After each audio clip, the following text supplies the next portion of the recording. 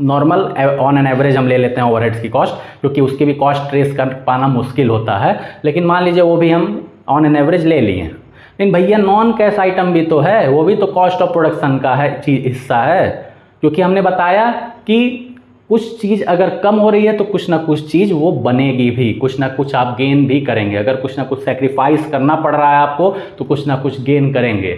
आज अगर आप पढ़ाई में आप सेक्रीफाइस कर रहे हैं तो आगे चल के अपने फ्यूचर में जो गोल है आपका वो पाएंगे और आप सक्सेसफुल होंगे। आया समझ में? तो उसी तरह मशीन अगर वैल्यू कम हो रही है, मशीन का प्रोडक्शन करने पर मशीन की वैल्यू अगर कम हो रही है तो वो जितने वैल्यू से कम हो रही है उतने वैल्यू का सामान बना के निकाल भी रही है। आया समझ में? तो भैया कॉस्ट ऑफ प्रोडक्शन, जो मशीन की वैल्यू कम हुई है वो भी तो कॉस्ट में जोड़ोगे उसके। अब एक मशीन हम लिए थे कल वाले एग्जाम्पल में, वो 1 लाख यूनिट, हम ये मान रहे थे कि उस मशीन से ओवरऑल 1 लाख यूनिट बनाएंगे, और 10,000 यूनिट अगर हम बना लिए तो इसका मतलब क्या कि अब उस मशीन से 90,000 यूनिट ही बन सकती है।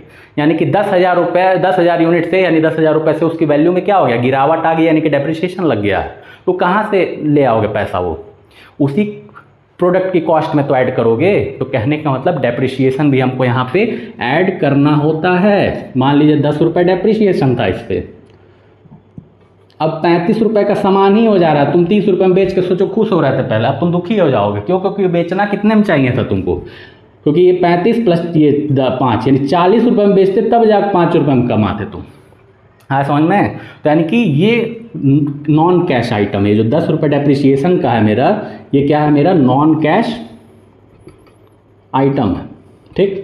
और कॉस्ट ऑफ प्रोडक्शन की बात करें तो कैश और प्लस नॉन कैश दोनों आइटम की कॉस्ट अगर जोड़ोगे तब जाके टोटल कॉस्ट ऑफ प्रोडक्शन पता चलेगा। और जब टोटल कॉस्ट ऑफ प्रोडक्शन में जब प्रॉफिट ऐड करोगे तब जाके तुम्हारा एक्चुअल सेल प्राइस पता चलता है।